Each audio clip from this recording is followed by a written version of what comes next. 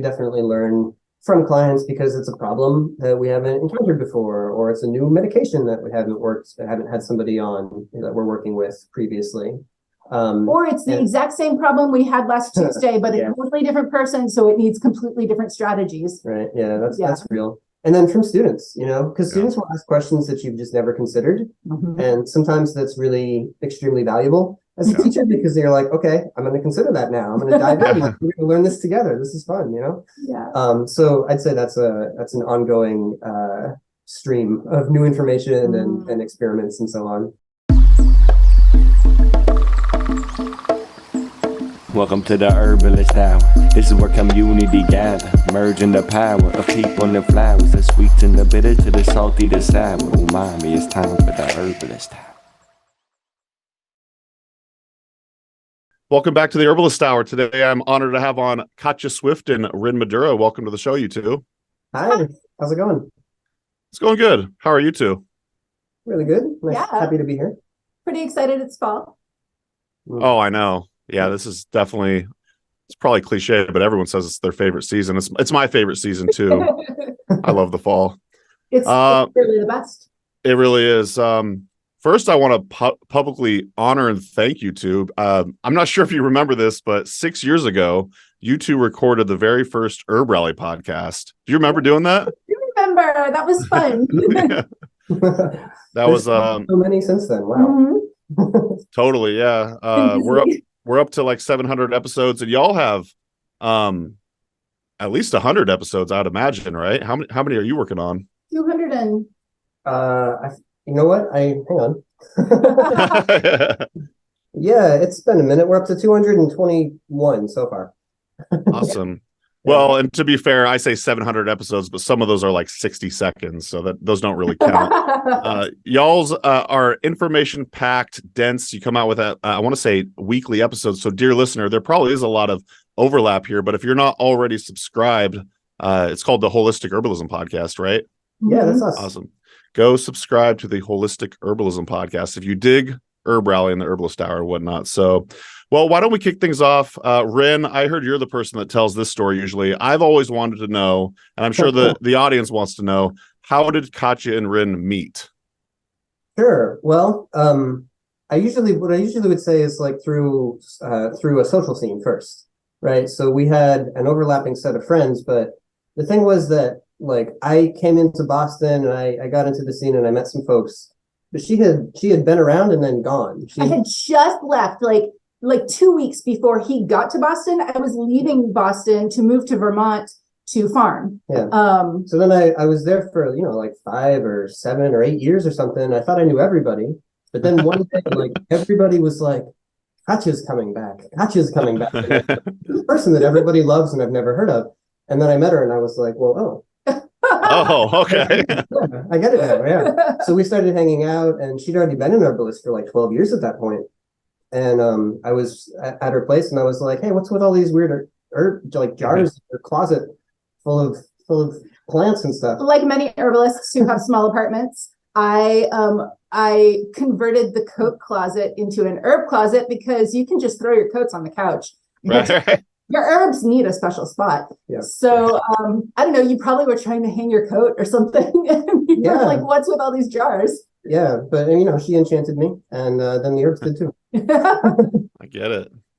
So y'all are going on, I want to say 9 years married now, something like that. I read on your About page, we're one of the few wife and husband herbalist teams in the country, and we think that gives us a unique perspective on the plants. I was just kind of curious, that kind of drew my attention. How so?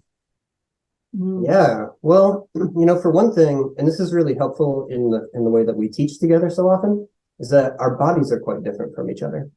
And so, if you can tell from the video, for just to start with, we're very different sizes. I'm 6 feet tall, and Ryn is not 6 feet tall. Sure. I'm somewhere between 5'2" and 5'4", but it depends on the day. I don't really know. And there's about 100 pounds between us too. So we're very noticeably very different, but also energetically, we are drastically different. I am cold and damp. He is every definition of dry, like literally in the dictionary. Next to dry, there's a picture of the Sahara Desert and a picture of Ryn. Yeah. Is his humor dry as well? Yeah, some of the time it can be. Yeah, so that's really helpful in that we both can take the same herb and have really different responses to it. And so we feel it in our own bodies and we often end up talking about it to each other. But also that's really helpful as a teaching example. Like over and over again, we can say, all right, when I drink Uva Ursi tea, I feel like I'm turning into a mummy like before your eyes. And she'll just, I'll have like 2 sips and I'll be like, yeah, I'm done for the day.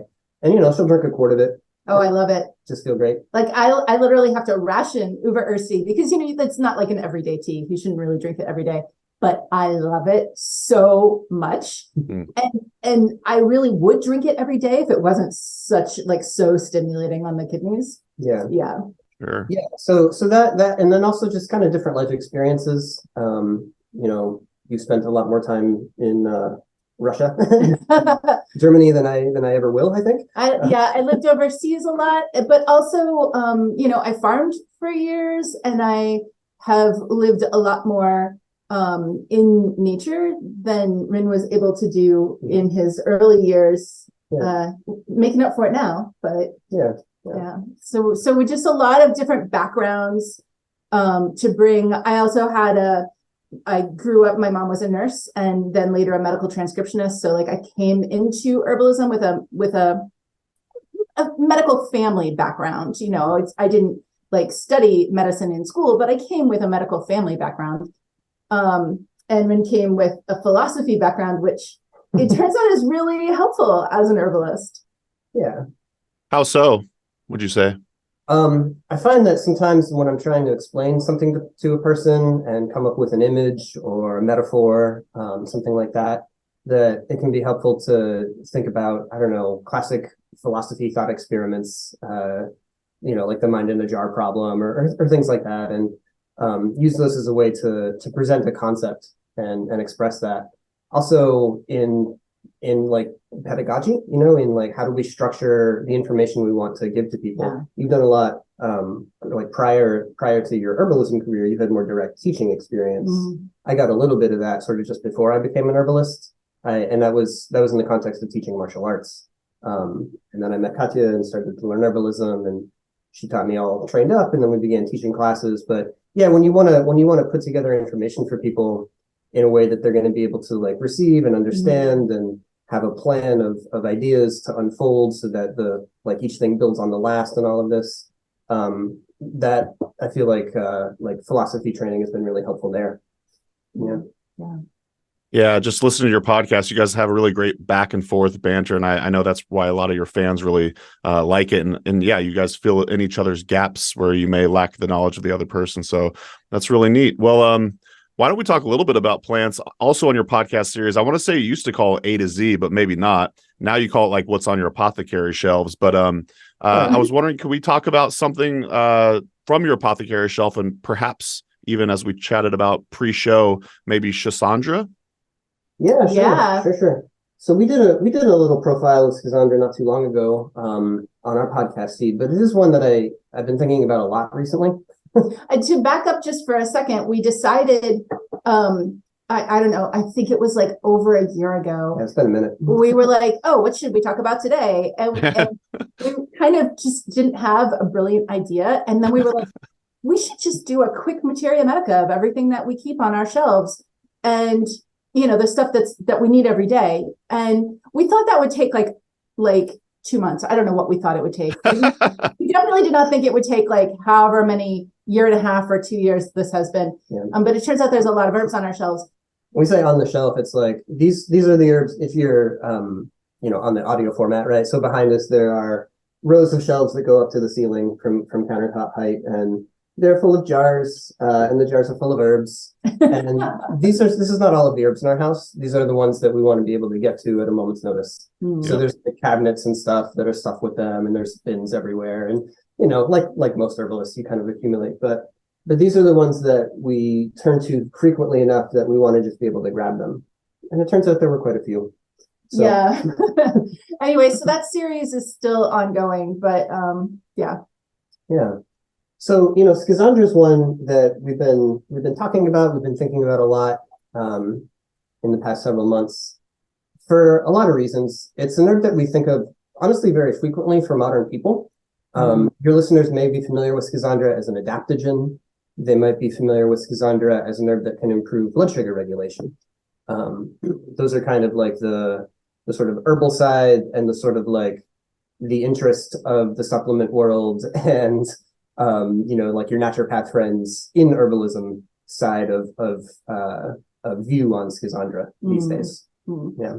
My favorite part about Schisandra is kind of in the middle, which is that it really helps a lot with sugar cravings. And so it's like in the middle of those two views. Obviously, you can see the parallel with the blood sugar regulation, but the connection to the adaptogen may be a little more difficult. But I really think that what's going on there is that when people are under a lot of stress and like struggling to manage the stress and the endocrine load that stress can produce in the body, one thing that pretty universally happens is people crave sugar. Even if you are a salty kind of person, what you probably crave then is like pretzels and chips, because that's still sugar. It's just salty sugar. By the time it metabolizes in your body, it just metabolizes to sugar. Simple carbs, yeah. Yeah, simple carbs. And so that craving, there's nothing wrong with that craving. You're not like an undisciplined person or, whatever. Because then the next thing that happens is that we're having stress, we're craving the sugar, we're eating the brownies, and we're like, I'm so bad. Right. Like, you're not bad. Your body is craving those simple carbs because it is the fastest way to create energy. And if you are stressed out, your body is interpreting that as, oh, I need a bunch of energy because I guess I'm going to have to like pack everything up and run. There's a lot going on right now. Right. Got to be ready. And so we are not necessarily going to pack everything up and run in the modern stress environment. We are instead going to sit there and reply to the boss's email or whatever it is that we do in this modern stress environment. But those cravings are coming from like those earlier times, like in human evolution, human development, when that was the response to stress.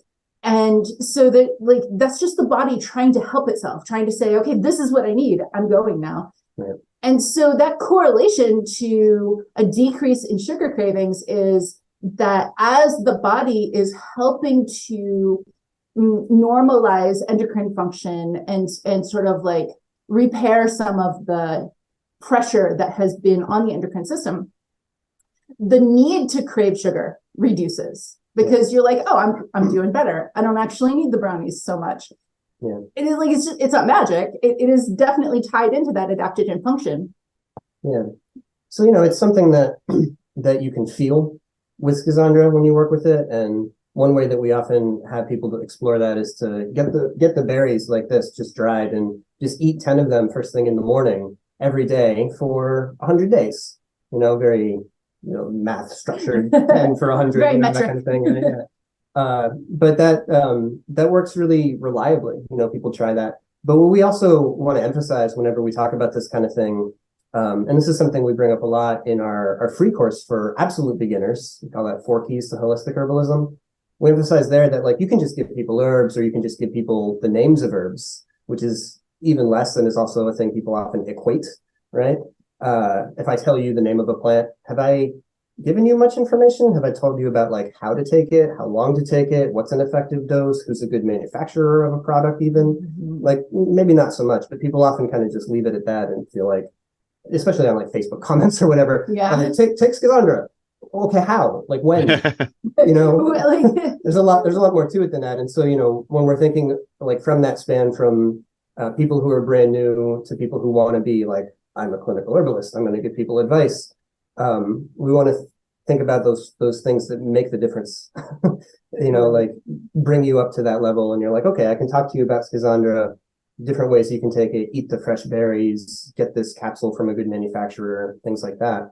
Like there's a lot between the name of the plant that might be helpful for you and even will that plant really be helpful for you? Or was that helpful for somebody else with a totally different body? Yeah. And you need that kind of action, but more suited to your body. And so where do we find that analog herb? But okay, let's assume it was helpful for you.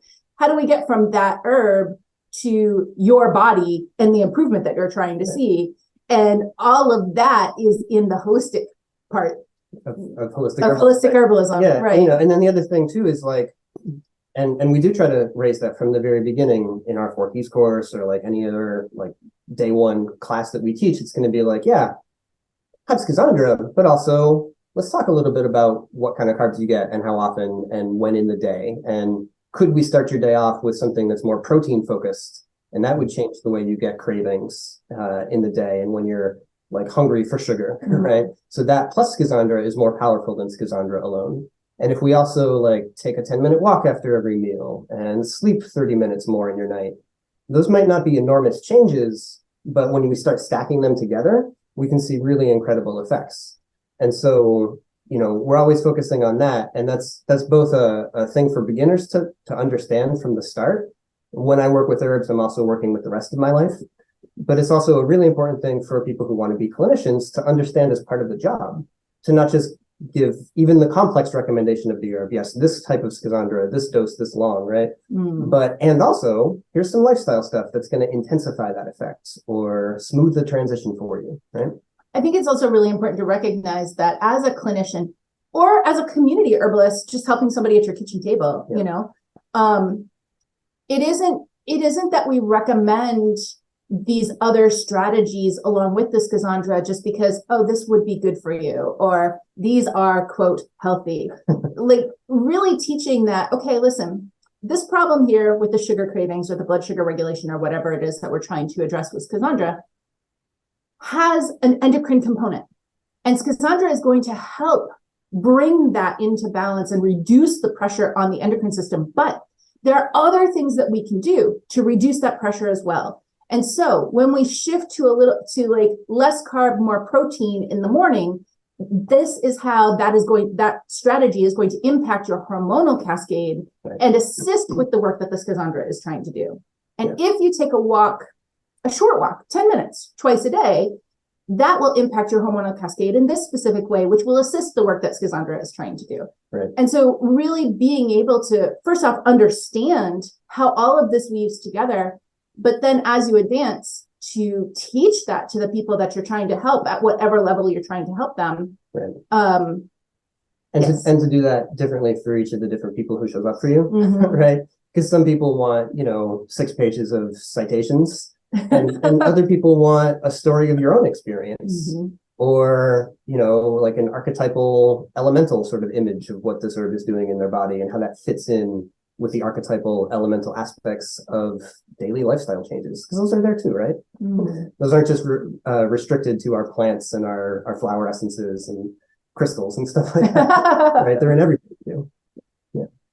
Just a quick break from the show to thank our presenting sponsor, Oshala Farm. Oshala Farm is a beautiful and vibrant certified organic herb farm based in Southern Oregon, where they grow and sell over 80 different plant species.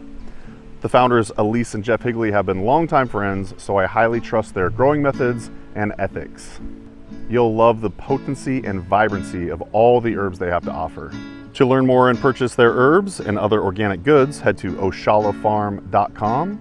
So thanks once again to Oshala Farm for sponsoring the Herbalist Hour. Now back to the show. Enjoy. You see, dear listener, this is how much information they could pack in 5 minutes right there. So again, go and subscribe to the Holistic Herbalism podcast. Thanks for all that. Just a couple comments. Right when, Ryn, I want to say you said chewing on the raw berry, or not the raw, but like the dried berry. By the way, I've always said Schisandra. You're in the Schisandra camp, though. Do I need to change? I am, yeah. I think you go back and forth, though. Okay. I think I do. Yeah. A lot of times students ask us, what is the proper Latin pronunciation of the words and whatever? And as a person who used to teach high school Latin, I can tell you that, I feel like I have some authority to say, just don't say calendula. Literally all blasphemy. Calendula. Honestly, even if somebody said calendula, that's just an indication that you've never heard someone say it before. You've only read it and studied it. And if you've read it and studied it, that is amazing and fantastic and honorable. And if you do say calendula, fine. That's not a problem. I still say pecans. I mean, they're pecans. It's just like that, Also, some of these names are really fun. I always say silly bum Marianum because why wouldn't you? Or there is a native species of plantain, which is Plantago rugelii. I think most people say rugelii, but why would you say that when you could say rugelii and imagine this plant with googly eyes on it? Right. Have a little fun with the Latin. I appreciate that. And they're just going to change the Latin names in a few years anyways. So, Right. but I did want to say, right when you said chewing on the berry, my mouth just started salivating, which means I'm already prepping to consume it, which I have none around me right now. But you were talking about the different methodologies of taking Schisandra, and I've always really enjoyed it as a tea. And I do notice the effects. Like, man, I'll have some Schisandra, and it really does have like this energizing effect. My constitution loves it. Do you have any take on, say, tea versus chewing on the berries versus tincture? Because when I would consume Schisandra tincture, I would almost notice nothing. Maybe I wasn't consuming enough, but yeah, that could be it. That happens sometimes. I do want to, before I answer that question, sure. I just want to say that your ability to hear Schisandra and conjure the flavor and the physical response, like on like imagining that's something that we want everybody to cultivate, and you can only do that through direct experience. So like when we're teaching, we're always like, we can talk to you all day and that's fun, but you got to get the actual herbs and put them in your mouth and on your skin and whatever, because that's where you're really going to learn that stuff, you know? Right. Like herbalism is not a multiple choice test. If all you do is learn all the words, but you don't have the physical experience, then you're like just the outline of an herbalist. You know, you got to fill in that outline with the actual flavors, because there is an aspect of herbalism that is kind of like cooking. And if you can't kind of taste the things that you're trying to put together and formulate for someone, well, first off, your formula is probably going to taste really bad. Also, those flavors directly reflect the energetics. And so as you're thinking through the formula you want to build, and you're kind of tasting them in your mind, the same way that you taste an apple when you think about the fruit salad that you're going to make, or I don't know, whatever. Or like you're grilling a steak and you're like, oh yeah, this needs some garlic, because you can imagine that flavor and you know that's what you want for dinner that night. In that same way, as you're formulating and you're feeling those flavors, it's like, oh wait, no, the energetics of that flavor is wrong for this person. Like I'm thinking about the uva ursi flavor, and then I'm like, oh wait, no, this is for Ryn. Let's get something different. You know? At least smooth it over. Yeah. Right. Absolutely. Schisandra, I when I think of different ways to take it, one that jumps out to me is infused wine.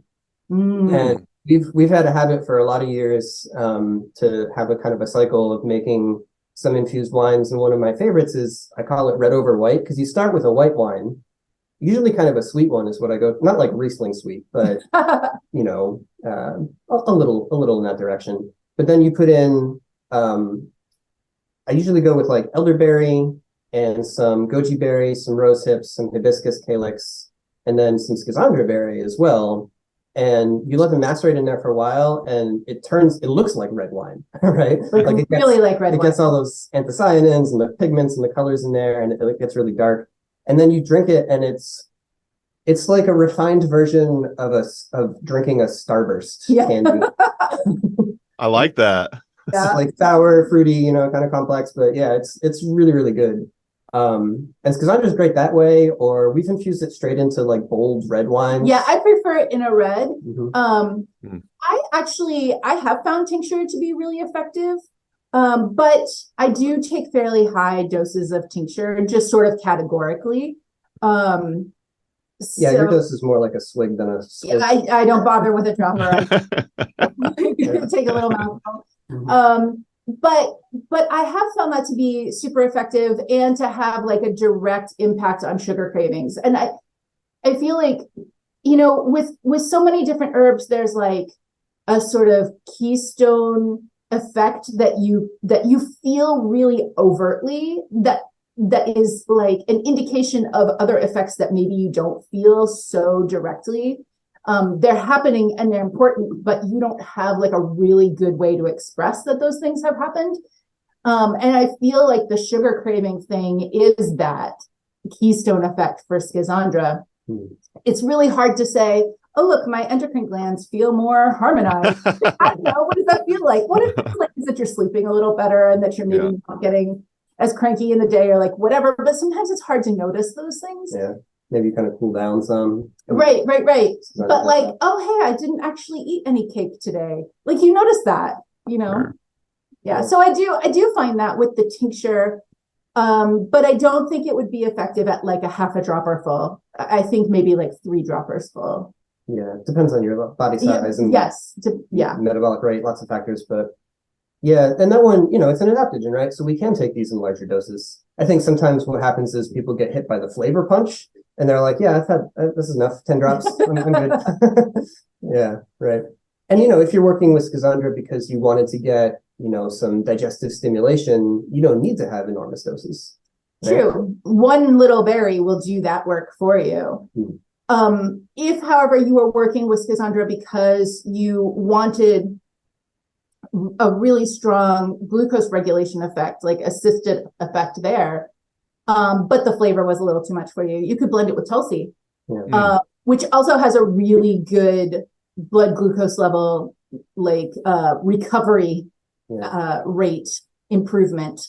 That was an awkward sentence, but like it helps you get back to baseline in terms of blood glucose regulation. And the two of those together are pretty good. Yeah, I also like to take Schisandra, hawthorn, and goji, and then decoct those. And the sweetness and the much gentler sourness of the hawthorn, they kind of smooth over the spiky taste elements from the Schisandra when they've cooked down for a while. Yeah, that's a good preparation. You almost grow to love the flavor though. Over the years, I've really started to enjoy it, and like you said, you only need a little bit, but I didn't even need to have any Schisandra. All I had to do was think about it, and I already got the digestive juices flowing. That's a great tip about the infused wines. I haven't thought about infusing wines in a long time, but I remember a couple of years ago I would infuse Pinot Grigio with lemon balm. So just for the listener, I highly recommend trying that out. I'm gonna have to give your what did you call it? Red on white. That's a good call. Yeah, River White. Yeah, like the Susie and the Banshee song. Okay, I don't know that one, but Katja, you also mentioned taking an herb, maybe I think you said Schisandra by tincture, and you might not notice the physiological effects going on in your body. I just wanted to bring up, I've been taking St. John's wort tincture as a recommendation to me for I want to say several months now, and people are like, "Oh, how does that make you feel?" And I have to be honest with them. I'm like, I don't actually notice anything, but I have to presume something's going on there. I mean, I know that there's lots of studies out there with St. John's wort and whatnot, but maybe I am feeling a little brighter these days, less gloomy days. But I don't know if you have anything to add on to that. But I mean, it's hard to say. Yes, I feel that the liver enzyme concentration has increased by approximately 2.5%. Like whatever. Like, it's really hard to feel that, but you might feel that like you're processing things better. If you're a person who drinks caffeine, you may find that it clears better. Or if you're a person who drinks alcohol, you may find that you have a little less hangover. It might be subtle at first, and so you might have to sort of ask yourself, like, do I feel that? And then like give yourself a minute to be like, you know what, actually that has been happening and I didn't quite notice. Or you may find that like overall transit time in the digestive system improves, or in other words, you're less constipated. Right.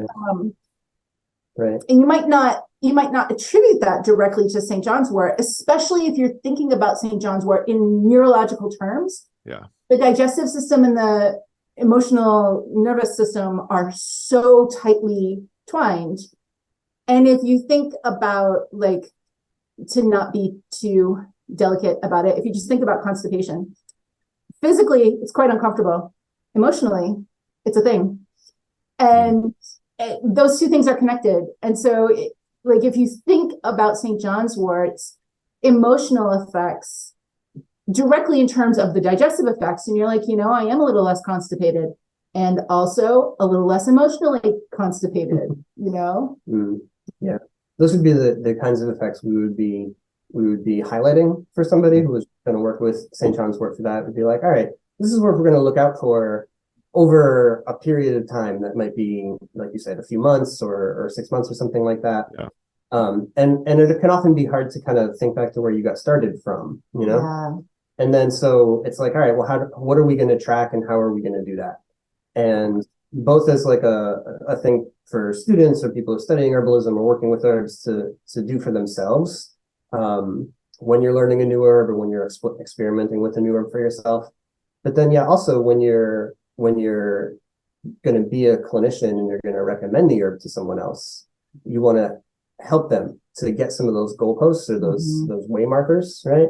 If they come in and they do an intake session with you, that's a bunch of data, right? That's a baseline, or that's like a snapshot of what's going on for that person right now. And then if we meet again in a month or 3 months or 2 weeks or whatever the right time is, we can see where they've gotten to. But what's really great is if someone is going to like keep some kind of a journal or some kind of like a health checklist, like how am I doing today on these 6 markers? You know, this is what's been bugging me. This is what I'm trying to change. I start this herbal protocol. I start this new set of lifestyle habits. We check in on those once a day, you know, something like that. That can be effective. Other people like a more, you know, narrative journal. Some people like symptom scores. People like different things, but something like that is really, really important because we want to know if our herbs are working, right? We want to know if the thing that we're working with is doing what we hoped for. And again, it's so easy to forget where you were yesterday, a week ago, let alone months ago. True. Also, like humans get stuck in a rut. Like that is just the default for any given human is a rut because that's efficient. Like the human body is just like an efficiency seeking entity at all times. And so if you have not been well in whatever way, you get migraines, you get whatever, you kind of adjust to that as being your normal. And that settles in. And when something changes, great, it changes, but you very quickly adjust to that being your normal. And so you kind of try to check in with yourself and you're like, I don't know, I feel normal. And it's like pushing past that to like, no, I need to really like evaluate what that means. And this is why I personally have trouble with the number scores. A lot of people find them helpful, and there's so many ways to track things that it's good to try different ways and see what works best for you. But I really find a little bit of like quantitative and qualitative narrative to be helpful. So if somebody says like, I get migraines 5 times a week, and those migraines are enough to make me stay home, you know, not go and do what I wanted to do. And then a month later, you see that person again and you say, hey, how are you doing? And they say, oh, about the same. And they believe that because that is what the human, it's not because they're dumb or because they're not intuitive or they're not connected to their body or whatever. They believe it because that's what the human brain does. Everything, like what you're doing right now, it is normal. And so then you say, okay, how often did you have a migraine last week? Oh, I had 1. Great. The last time I saw you, it was 5 a week, and now we're down to 4. This is fantastic. And that's usually when it clicks like, oh my goodness, you're right. I did have 5 a week before. Right. And so whatever method allows you for yourself as you are experimenting or as you're working with others to track that kind of information, help other people track that kind of information. And it's okay to do it on your phone. It's absolutely okay. They make apps that help you really quickly assess, did I or did I not have a headache today or whatever. That's cool. Yeah. One that we really like is called Dailyo. It's just a little graphical. You just click the picture, but yeah, you give it the list of things that you want to just track. You know, did this happen today or not? Like had a headache, didn't have a headache. You could put your number scale in there. You could do different things. Got to bed on time, stayed up late, whatever, and then you know you can collect some data. So, but again, the point is just like finding some way to do that. That can make a big difference. You know, and sometimes people will be uncertain about if the herbs are working or if the thing that they're buying is worth the expense or whatever else. So or the trouble. So if we can help somebody to sort that through, then we can serve them in many ways. You know, like not all the work we do for clients is choosing herbs that are going to match their dosha or anything like that. You know, actually, and we were just talking with one of our mentorship groups. We have as students progress, you know, from their first classes all the way through towards clinical herbalism. when they're ready to start seeing their own clients, we have them in weekly mentorship so that we're going over every client with them and helping them as they like learn to do this work on their own and get comfortable with it. So anyway, last week with our mentorship group, we were talking specifically about that in the, like, when you're working with somebody clinically or as friends or whatever, your first suggestion is not the final answer. Like, your first suggestion is the first round of experimentation. And then you have to track the data. There's not like a guarantee that first formula, that first whatever is going to be the perfect thing that works, no matter how good of an herbalist you are. Yeah. Because everything is about like, okay, we're going to match up these ideas with this body. We think this is going to be the outcome. Now we're going to do the experiment and find out. And so you always have to be following up and checking that data and making adjustments, because even if it was perfect, there's still going to be adjustments. Oh, okay, great. Well, it was perfect for a month, but now your body's different. So we might need a different formula now. Or we kind of hope for that, don't we? Right. Or maybe it wasn't the perfect thing. There's nothing wrong with that. That does not mean you're a bad herbalist. It just means we have data now and we'll make some adjustments and get closer to the target each time.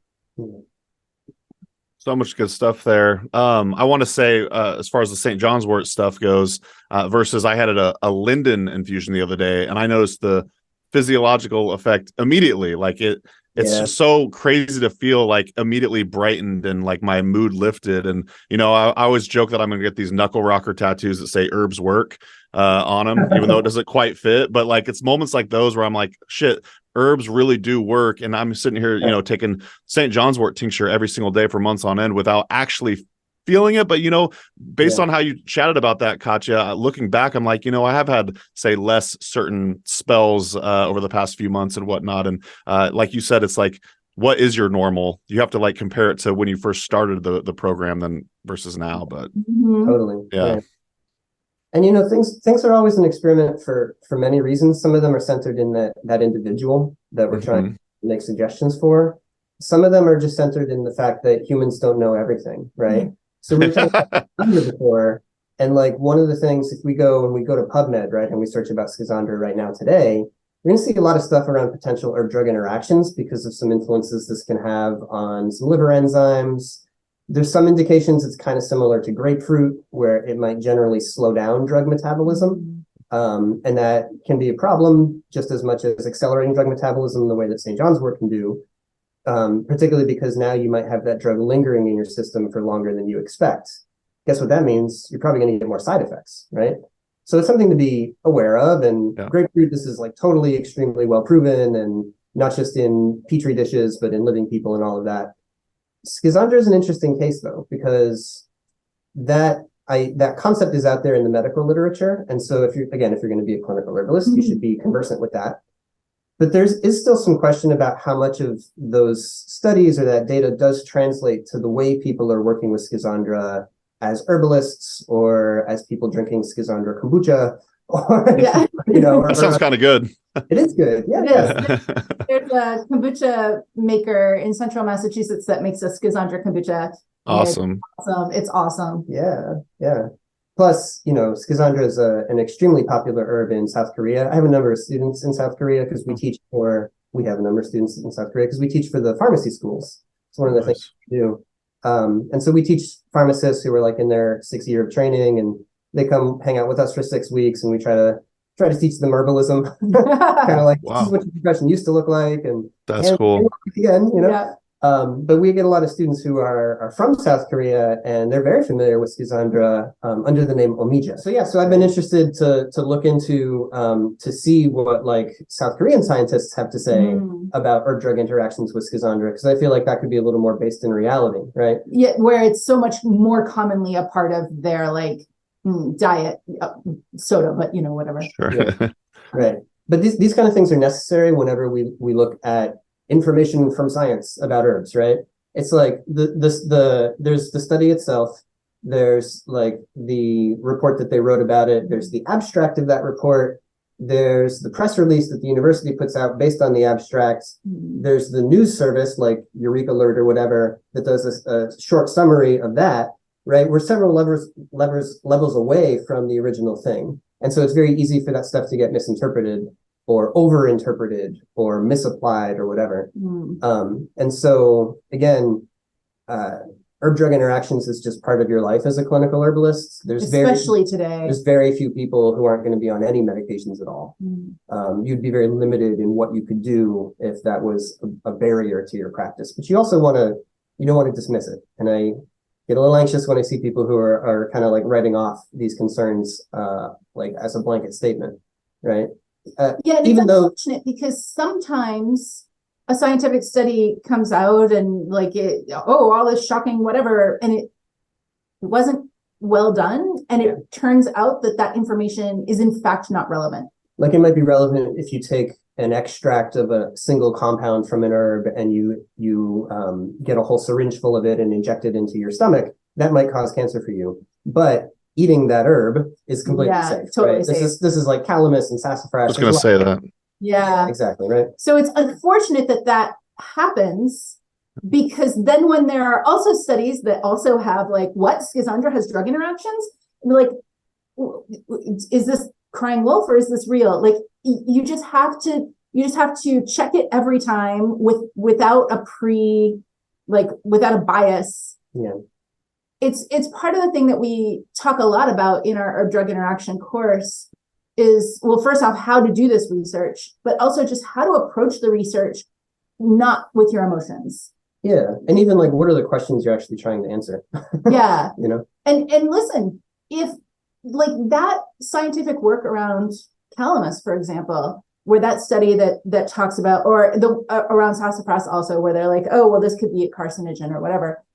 That's not useless science. It is not relevant to herbalism. Right. But most of the scientific studies in the United States are being done from the pharmaceutical industry, and they are looking for things that they can extract from herbs, highly concentrate, and then turn into a pill or an injection.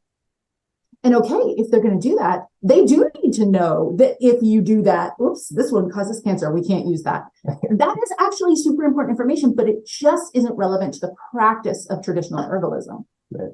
If you go into these studies with like a bias that is like, oh, science is stupid, they don't know anything, like whatever, then you'll miss the ones that come up that actually do have relevance to traditional herbalism. Right. So in the case of a calamus, off the top of your head, do you know if that's what they were trying to do? They were trying to create a drug out of calamus root? I'm not sure where this came from. It could have been like that, or it could have been that there were, some exceptional circumstances that led them to probe into it. In a lot of cases, it's not even based on anything that occurred in the real world. It's just based on, the structure of this molecule is similar to the structure of this other molecule that we're more familiar with. Let's see if it behaves in similar ways or has a similar safety profile. Gotcha. That's done pretty regularly, yeah. But usually, I mean, if you think about why studies get funded, they get funded because somebody is hoping for a return on the investment. How would you get a return on the investment? To try to productize a thing. Yeah. So usually, they're looking for novel phytochemicals that they can pharmaceuticalize, which again is not necessarily evil. Like, I think it's not awesome when they're like cutting down 5,000-year-old yew trees. Okay, I think that's a little on the evil side. Yeah. But it's not bad or wrong. It just isn't traditional herbalism. That's all. Yeah. Well, I'd like to hear. Sorry, go ahead, Ryn. Just to say that, like, all of these things have a place in the healthcare mosaic, right? Sure. Like sometimes you need people who can knock you out and cut you open and sew you back up. And, right. I mean, that's not awesome, put in a new organ and do all kinds of other like fantastical stuff. Completely unimaginable to grandparents of ours who are still alive. All kinds of things, right? It's amazing, but there's also some situations where a very different tool or approach is needed or is more effective. And so we're always looking to not say like herbs are superior to a drug. We're like, well, when is it appropriate? Who is it appropriate for? Right. Like that matters way more to me than like which one is like better in some abstract universal sense. Yeah. I don't like to refer to herbs as tools. Yeah. But you know, you need the tool, Partners, you need the tool, team the right members, tool yeah. for the job. And occasionally that is, I mean, you know, we were just talking earlier about our lovely dog, Elsie, who had to have a tooth removed yesterday. And it got cracked and it got damaged and it was getting rotted and it needed to come out. And although we could, if we absolutely had to, we could come up with some herbs to calm her down and make her sleep and hope it lasted long enough for us to figure out how to get it out ourselves. We would never want to do that. Like, yeah, just go with the tool for the job and like, whatever. Anyway. That's better for everyone. Yeah. I used to volunteer at the Occupy Medical bus back in Eugene, Oregon, and they had nurses and doctors and herbalists and Reiki people, and it was so beautiful to watch everyone kind of coexist and respect each other because they all had different tools on their tool belt. So I was hoping you could kind of chat a little bit more about the herb drug interaction course. Is this like a one-off course, or do you have to be like a full-time student at the CommonWealth Holistic Herbalism School, or can you tell us more about the course in general? Yeah, absolutely. This course you can take as a one-off. It is available, and it's also part of our clinical herbalist program, which is a series of several courses. Mm-hmm. Okay. So even if you did all your study at some other school or whatever, but you didn't get really good in-depth herb drug interaction training, then yes, you can take this course. It includes not just all the herb drug interactions that you need to learn, but like all of the methodology of how to keep up with the science yourself. So that, I mean, we do update our courses every 3 years. And when there's something important, we put it in sooner. And for all of our courses, students get all the updates for free. All of our courses are lifetime access. And anytime we add anything, you just automatically get it. Right. So, okay, there are always going to be updates, but it's also important that you, like, we don't want to just teach you. This course is not a list, right? Yeah. It's not like if someone is taking azithromycin, that would interact with these 6 herbs. Like that's memorize this list and regurgitate it at no. Boring. No. And also, but not helpful, right? Yeah. Like people need to learn some principles about what kinds of interactions can occur and how to predict when something like that is likely. But then also what you're talking about is like how to look at the existing evidence we've got from every source that we've got it from and pick out the ones that are relevant to the work that you're going to do with this individual in this case, right? Right. And sort of starting from a really conservative, like with regard to risk standpoint of, okay, here's how to be the safest possible. And like maybe you are in a situation where you don't have a lot of information about the person. And so you just want to be very risk adverse. All the way down to really nitty gritty. All right, St. John's wort can't be taken if a person's taking pharmaceuticals, but actually, a lot of pharmaceuticals don't interact with St. John's wort. So let's get nitty gritty. Like, would it interact with this one or that one? How do you check? What kind of a situation would be a caution situation? What kind of a situation wouldn't? And if you have all the information about a client and enough time to do that work, you might choose to do that work. Whereas if you don't have a lot of time, you might be like, oh, no, I'm going with a different plant right now. And so we try to go through that whole process so that you're able to practice in any kind of environment and feel confident about it. And there is another layer to this, which has kind of come into a new focus for us in the past year, which is that it's not just about you and the client, because it's, again, also going to be about their other healthcare providers. Mm-hmm. And so sometimes we'll look at a case and we'll be like, yes, all of the evidence that we've got that's relevant to the work that we're actually doing and not to a petri dish does tell us that this combination of this herb, this preparation, whatever, and that drug should actually be safe. However, their doctor is not going to take the time to look into it with that kind of nuance or be able to read the kind of information sources that we're drawing this conclusion from. And so if they just see that herb and that drug together, they might freak out. And so we could prevent that for this client if we pick a different herb that has the actions and effects and qualities we want, but doesn't have this drug interaction concern. So sometimes that consideration is more important than, no, I'm certain that these enzymes don't affect the, right? Yeah, we don't really serve the client very well if we set them up for an adversarial situation with their other medical practitioners or their other practitioners who are practicing conventional medicine. And so, like, already it can be complicated to work together as part of a care team. It's great when a person's conventional medical professionals want to do that collaboration work, but some of them are not interested in that. And so if you have that kind of situation and you're trying to serve the client best, then you're really thinking ahead about like, what am I setting up for this person in terms of just aggravation that they're going to have to deal with? And since there are so many plants, and if you are working from the perspective of energetics and actions, it's really not that complicated to swap in a different plant. Yeah, or 3 different herbs, and they together combined represent the aspects of that one herb that you're trying to sub in for. Yeah. So knowing a bit about your work, you guys offer like I want to say like a weekly or a monthly Q&A session. Is this herb drug interaction? Well, it's every week? Twice a week. Yeah. Oh, wow. Twice a week. So people that enroll in the herb drug interaction course, are they also available to partake? Oh, absolutely. Yes. So there's twice a week live Q&A. They're optional. We record all of them. Yeah. So if you're available, that's fine. But twice a week for the general student body, twice a month for the international student body that's in their time zone. So that, I mean, they're welcome to stay up to weird times and attend general ones, but we do them in international time zones as well, because we have a large international student presence as well. And then the clinical level courses also have an additional set of Q&A for more advanced questions that maybe aren't appropriate for the, like, they're a little too nitty gritty for the general Q&A session. Right. Yeah. We just feel like, you know, if you're going to be learning at home, on one hand, that it's so convenient. You can do it whenever it fits into your day. You can do it at your own pace. But it can be very isolating. And so we want to have these live sessions available that people can just plug into and realize like, oh no, I am here with the community. Like everybody else is asking their questions too.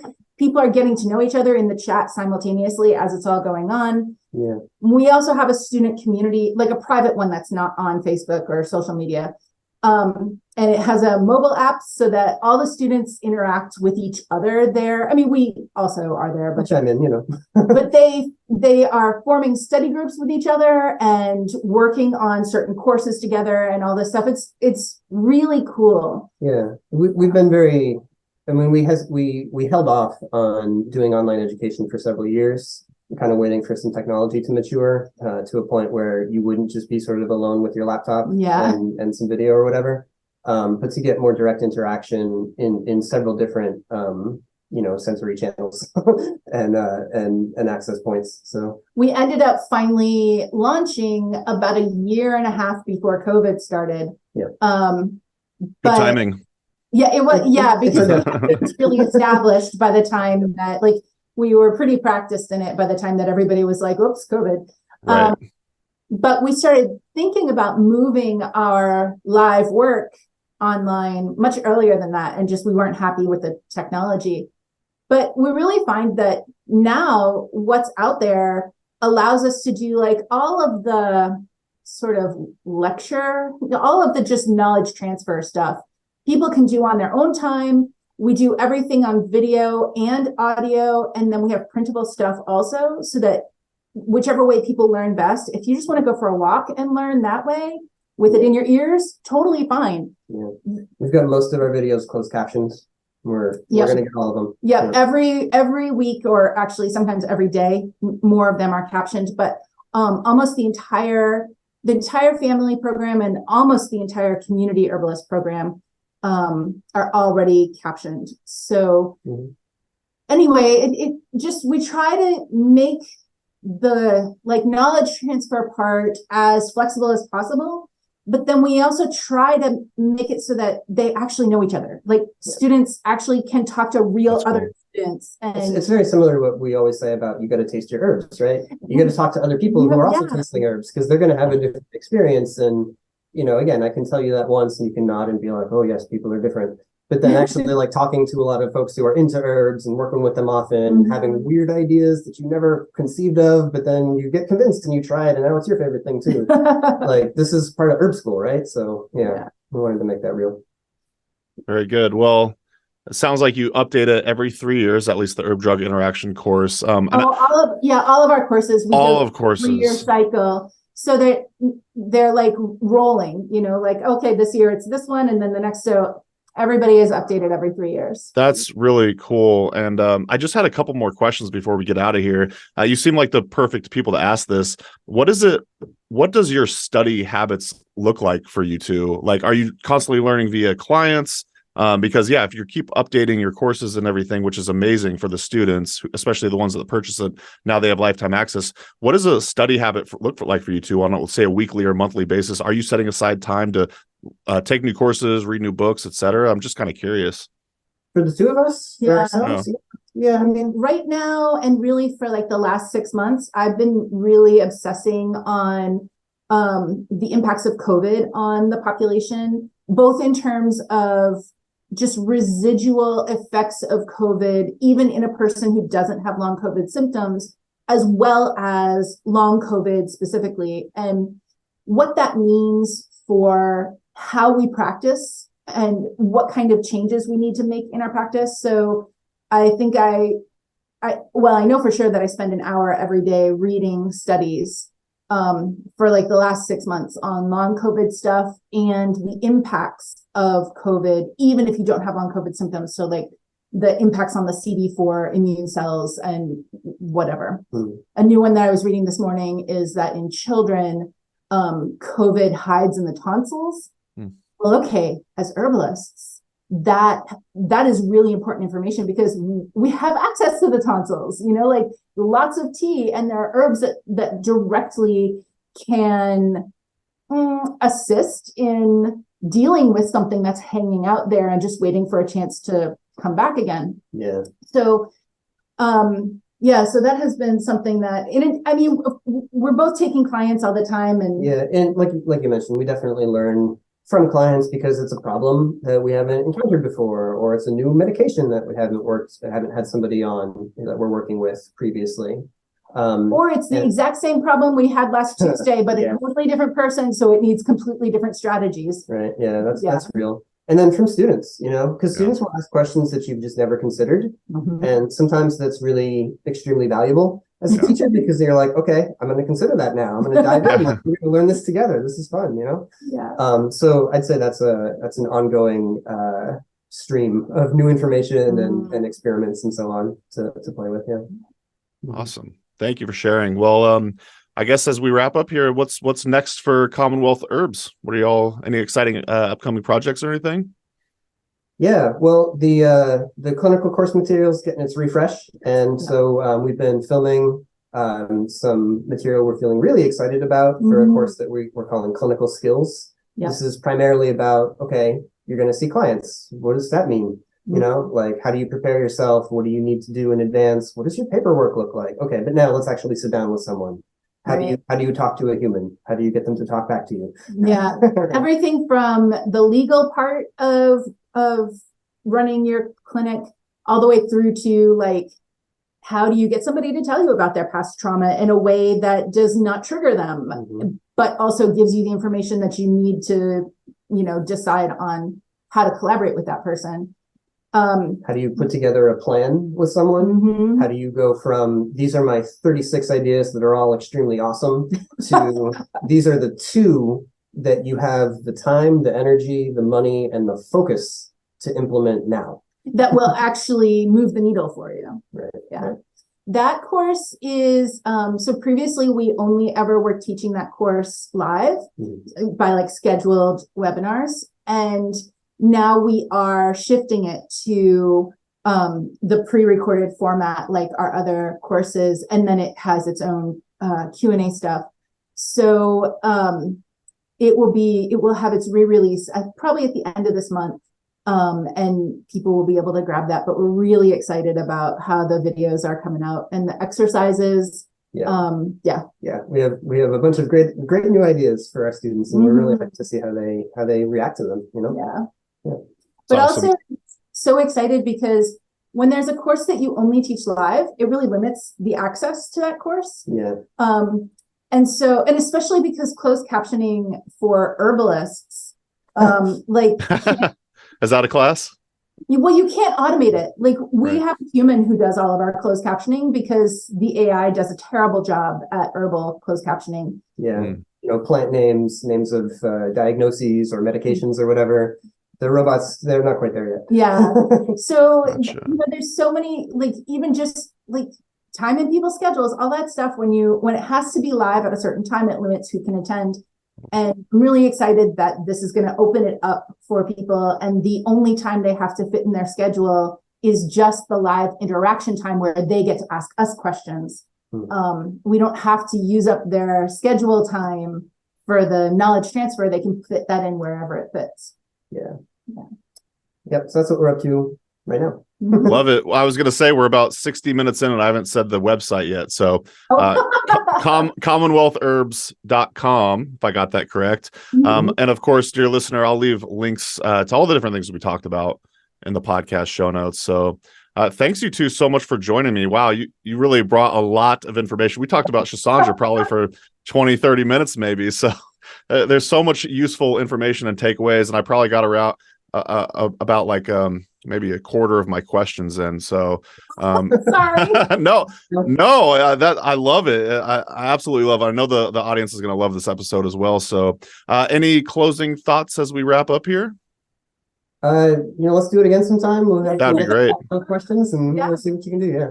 I'm going to hold you to that, Ryn. If you haven't tried Schisandra tea or the berry straight, Or the wine. try it. It's really fun. Yeah, it is an experience. It's kind of like herbal pop rocks. It is a flavor explosion in your mouth, but try it because it's fun. I guess I'll ask the question, do you have any recommended places where people should buy Schisandra berries, or if you want to go there, if you want to endorse anybody?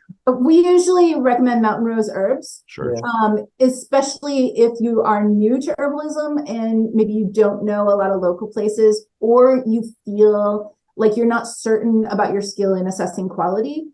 Mountain Rose Herbs is like gonna have good quality, and they have a lot of sustainability focus. Yeah. And yeah, we like that a lot. And so it's a great place, like as you advance in your training and learning and you start to learn farms here and nearby, that's fantastic. But Mountain Rose Herbs is always there, especially for the stuff that maybe your local farms don't grow. Yeah, reliable. And man, I was going to say we have a new presenting sponsor here at the Herbalist Hour, the Oshala Farm in Southern Oregon. Oh, we love them. They're fantastic. Do they have some? That would be cool. Yeah, they're awesome. The only thing is they don't sell Schisandra, and I can attest to the sustainability of Mountain Rose Herbs as I worked there for 11 years. And also they have great quality control. So you know that they're testing their herbs all the time, and you know it's going to be high quality stuff. So good stuff, y'all. Well, thank you once again for joining us on the Herbalist Hour. Yeah, happy to be here. See you later. Awesome. Bye. Thanks so much for watching today's episode of the Herbalist Hour. If you enjoyed it, please give it a thumbs up. And if you want more great herbal content, be sure to subscribe to our Herbalist YouTube channel. If you enjoy these Herbalist Hour episodes and you'd like to join us live, you can do so by becoming an Herbalist Schoolhouse member. Learn more at herbalist.com/schoolhouse. And if you want to get your first 30 days for free, use coupon code YouTube30 at checkout. So our Herbalist Schoolhouse members get access to exclusive video classes, monographs, and a lot more herbal community discounts, along with joining these live Herbalist Hour interviews. So one more time, herbalist.com/schoolhouse, enter coupon code YouTube30 at checkout to get your first 30 days for free. All right, we'll see you in the next episode, and take care.